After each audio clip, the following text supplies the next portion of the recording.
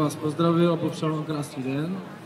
Abych se představil, jsem Jiří Liška, šéf instruktor Krav Maga System KBM pro Českou republiku. Sídlíme tady v Ústí nad Labem, ale protože máme pobočku tady v Děčíně, kterou nám tady vede s velkým úspěchem David Kubíček. A samozřejmě je tady s námi, takže bude jedním z hlavních protagonistů toho našeho vystoupení. Člověk jsem sebou skupinu spolupracovníků a zároveň přátel, kteří vám ukážou něco, s čím se zabýváme. Systém Krav Maga si myslím, že dneska už nemusíme moc představovat, protože na internetu těch informací je hodně. Jenom zkráceně je to systém, který vymysleli v Izraeli, nebo pro Izrael, pro izraelské ozbrojené složky. V současné době se exportuje do celého světa a je to uživatelsky účinná a příjemná metoda sebeobrany, jak pro ozbrojené složky, tak pro laiky. My fungujeme v Ústí již několik let, členská základna se pořád rozšiřuje, protože tento systém se osvědčil a zpětná vazba z praxe i z ulice bohužel je velmi příznivá. A tento systém mohou cvičit i lidi, kteří nikdy nedělali žádný sport a kteří nemají kondici, kterou samozřejmě postupem času získají. A jak jsme si samozřejmě oskoušeli, funguje v podstatě komukoliv. Abych dlouho nemluvil, tak já poprosím protagonisty, pojďte na plácek. Tak uvidíte obrany proti různým systémům napadení. Já jenom budu komentovat to, co ty jednotlivé skupiny budou provádět. Takže poprosím, pánové, začněte, dejte se do práce. Tak, dvojice, která je ode mě nejdál, předvádí obranu proti úderům. Těch úderů budou různý typy, různý způsoby a různé možnosti obrany. Úder patří mezi nejčastější útoky na ulici. Je to nejproduktivnější útok v podstatě i sebeobrany, ale aby jsme se účinně mohli bránit, musíme samozřejmě ty údery umět i rozdávat. Další skupina provádí útoky na hrdlo, útoky obejmutím, útoky úchopem, takzvaný pressing. V omezeném prostoru je velmi nebezpečný útok, protože vás omezuje na pohybu, na možnosti se bránit a skoro nikdy tam ten útočník není sám. To znamená, tyhle věci se musí řešit velmi rychle, aby vůbec bylo možné z této situace se relativně ve zdraví dostat. Některé ty techniky, vidíte, vypadají hodně drsně, proto kluci musí dávat pozor, aby se neublížili, protože techniky samozřejmě musí atakovat zranitelná místa, jinak by nebyly účinný. A vzhledem k tomu, že ta zranitelná místa samozřejmě jsou takový slabý články na tom lidském těle, techniky musí samozřejmě být nacvičeny přesně, aby potom ve finále, když už jsou techniky zvládnutý, se dalo improvizovat a přecházet z techniky do techniky. Protože na té ulici to není nikdy tak, jako si to vymyslíme a nalajnujeme v tělocvičně. A každý soupeř je jiný, proto i ta obrana musí být variabilní a nesmí být ústranná. Systém Krav Maga pořád se vyvíjí, pořád se vstřebává další a další techniky do ní. Takže jakmile někde na světě někdo něco vymyslí, instruktoři z Krav Magy samozřejmě jsou jedni z prvních, kteří tyhle ty poznatky zavádí do praxe. Postupně uvidíte i obrany proti zbraním, ale zatím ještě necháme chvíli pracovat. Vzhledem k tomu, že se používají vlastně techniky z thajského boxu, z jiu-jitsu, z boxu, některé techniky z karate. Dneska je velmi populární MMA, tady vidíte páku na loket, která v podstatě v MMA je velmi oblíbenou technikou. Takže je to takový mix účinných technik, které fungují v podstatě absolutně a nekompromisně. V případě, že se stane to, co tady v té trojici, že je útok na hrdlo, útok na hrdlo patří mezi nejnebezpečnější útoky, protože vám zbývá poměrně málo času na to se bránit, takem prochází spousta důležitých orgánů a důležitých tlakových bodů, včetně tepen, takže máte zhruba 3 vteřiny na reakci a v ten moment musí ta obrana být naprosto nekompromisní a tvrdá, protože jinak samozřejmě to přežití je hodně relativní. Tak. Dobře, já to zastavím teďka. Pánové, děkuju vám. Myslím si, že si zaslouží potlesk.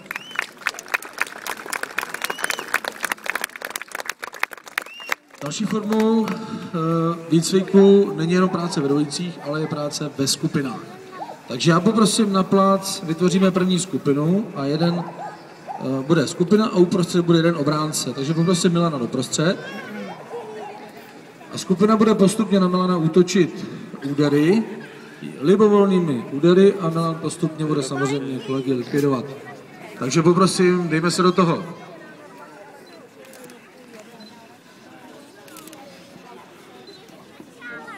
Dráhy úderů buď teda korespondují s tím, jakou techniku chci použít, úder pěstí, úder dlaní. Můžu samozřejmě používat i údery různou zbraní. Ty dráhy útoku jsou podobné, proto aby ty techniky samozřejmě mohly fungovat univerzálně. Je potřeba, aby ten obránce dával pozor, protože práce ve skupině v podstatě ho dostává za chviličku do stresu a ten adrenalin dělá v té hlavě hroznou paseku, takže může se stát samozřejmě, že nějaká rána projde. Ale stejně jako v životě a v tom boji toho útočníka, toho obránce to nesmí zastavit. Tak, necháme jim ještě chvíli prostoru. Tahle metoda je poměrně fyzicky náročná, takže kdybych nechal ty kluky cvičit, a cvičit s námi i dívky, ale bohužel dneska tady žádnou nemáme. Kdybych nechal cvičit je díl, tak samozřejmě fyzická kondice, pokud je slabší, tak se to projeví. Tak já poprosím ještě poslední útok. Tak, děkuju. Myslím si, že i tohle si zaslouží potlesk. Dalším útokem, o kterém jsem mluvil jako velmi nebezpečném, je útok na hrdlo. Takže poprosím doprostřed Lukáše a poprosím útoky na hrdlo ze všech možných pozic a ze všech směrů. Takže dejme se do toho.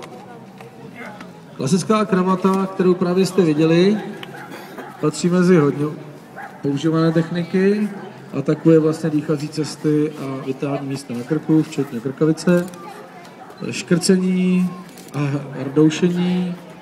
V tom je rozdíl, že rdoušení se provádí prsty a dlaněmi a škrcení buď oděvem, jinou částí ruky anebo zbraní.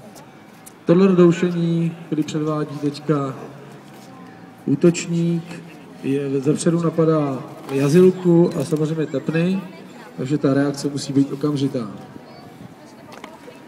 Sami vidíte, že útočníci útočí za pomoci váhy celého těla a tomu obránci nic nedarují.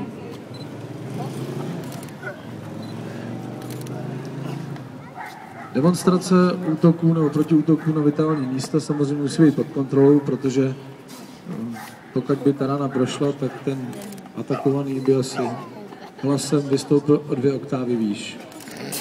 Takže já poprosím poslední útok. Děkuju.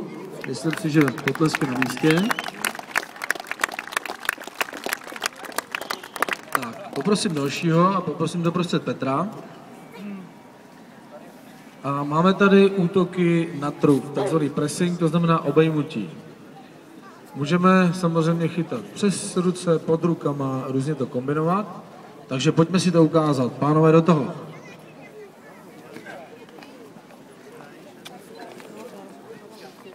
Vždycky je lepší vytvořit si preventivně větší vzdálenost od toho útočníka a nenechat se chytit. V případě, že už k tomu dojde, jsou formy obrany, jak se s tím vypořádat, tady vidíte. Zase ten systém nebo ta obrana musí být rychlá a hlavně jednoduchá, protože pokud se zamotáte do oblečení nějakých složitých technik, tak velmi rychle zjistíte v praxi, že ty věci nejsou jako ve filmu a už vůbec to není jako počítačová hra, kde si nakoupíte životu, kolik chcete a žádný zranění za tím počítačem pro vás nehrozí. Tak, necháme kluky pracovat ještě chvíli.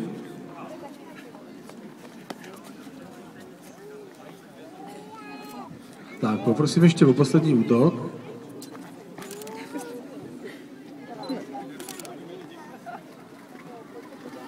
Tak, děkuju. I tady si myslím, že potlesk potěší. A ještě tady máme jeden poměrně oblíbený útok a to je úchop za oblečení, za rukávy, za klopy, do čeho spadají i takzvané diskotékové techniky. A poprosím do středu Jindru. Takže pánové, pojďme na to. Oblečení vám může hodně pomoct nebo vás hodně omezit. Takže pokud se naučíte pracovat s oblečením jako se zbraní, i počítáte s ním jako s omezením, dá se samozřejmě improvizovat a tvořit a přecházet z techniky do techniky, ale samozřejmě ten výcvik tam nějaký musí být. Když techniky sami vidíte, že jsou hodně podobné a jsou odvozené od jednoduchých pohybů a od v podstatě reakcí strachu. V případě, že vás někdo tahá, je výhodnější ho tlačit, než se s ním přetahovat, protože tím zrušíte tu sílu. A pokud vás tlačí, tak zase je dobré ho zatáhnout a on v podstatě vám daruje energii, kterou na vás chtěl působit ve zlém.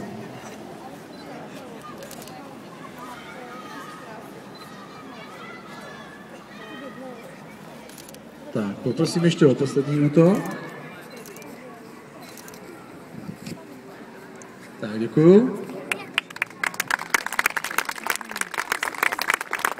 A protože život vůbec není spravedlivý, ani čestný, a protože samozřejmě každý útok se dá vystupňovat hodně vysoko, tak jsme se dostali k poměrně nebezpečné části, a to jsou zbraně. Takže uděláme tady nějakou demonstraci obrany, jednoduché obrany proti zbraním. Máme tady samozřejmě naše výcvikové pomůcky. A poprosím Jindru a poprosím o útoky nožem. Nejprve hrozbu. Uděláme hrozbu nožem zpředu na hrdlo. Takže poprosím, pojďte na plac, pánové. Tak.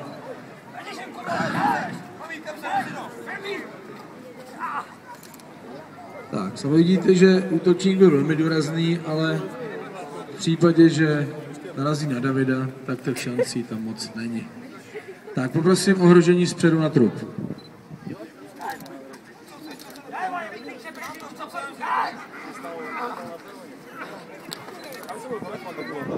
Samozřejmě adrenalin je hodně vysoko, ale nemůžete ten už vzít útočníkovi a hned do něj zapíchnout, protože to už se nepohybujeme v normách a v zákonech o nutné obraně, podle které se musíme bránit v naší republice. Takže prosím, bodnutí ze spodu.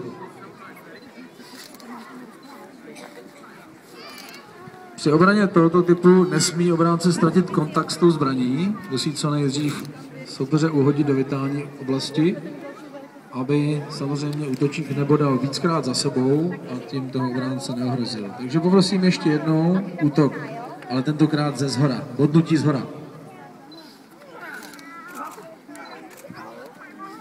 Tak, tady vidíte, že obránce použil sílu útočníka s tím, že svedl samozřejmě zbraň do jiného cílu, než původně byl cílem útočníka. I to je možné. Tato technika se používá v momentě, když útočník třeba běží, nabíhá a obránce má málo času, anebo samozřejmě nějakým způsobem omezen. Uděláme útok ze zhora ještě jednou a ukažte nám klasickou obranu. Takže prosím.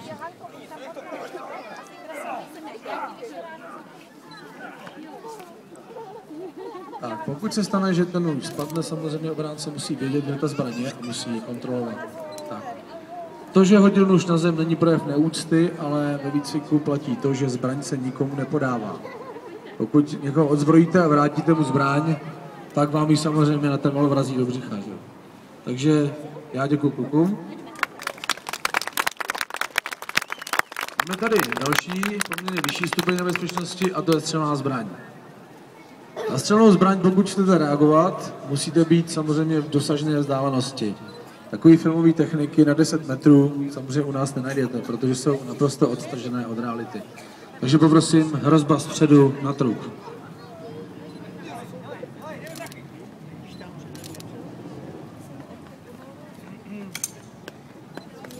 V našem programu výcviku je i práce se zbraní, a to i se střelnou.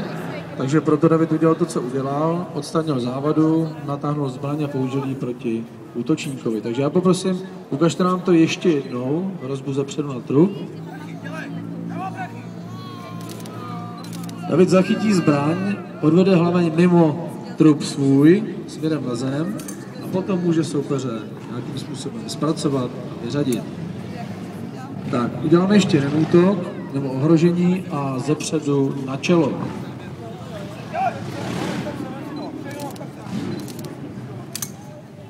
Tady zase musíme zohlednit, kde ta zbraň se nachází, takže nejkratší cestou mimo.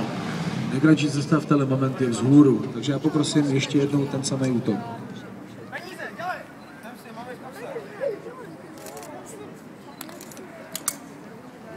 Sami jste slyšeli, že David nejdřív navázal komunikaci, teprve potom pracoval. Je to dobrý, protože zaměstnáte tomu útočníkovi hlavu. A teď poprosím techniku, které říkáme bankomat, a ohrožení střelnou zbraní odzadu. Tohle se vám může stát v momentě, kdy si vybíráte peníze, otvíráte vůz, zavíráte dveře od domu. To znamená, nikdo nemá napsaný v životním scénáři, že ho to nepotká. Takže prosím, ukažte.